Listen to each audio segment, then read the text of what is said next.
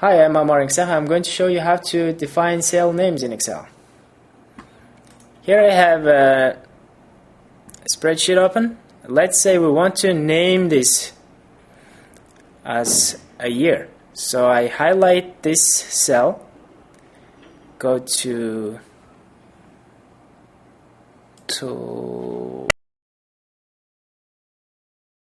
Insert, Name, Define.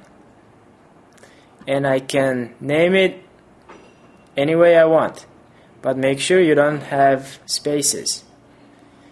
It doesn't like spaces. So let's say we name it as a year. Click OK, and this cell is named as a year now. To prove that, I'll show it to you. Equal year.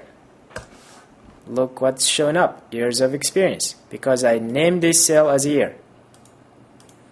And that's how you name cells in Excel.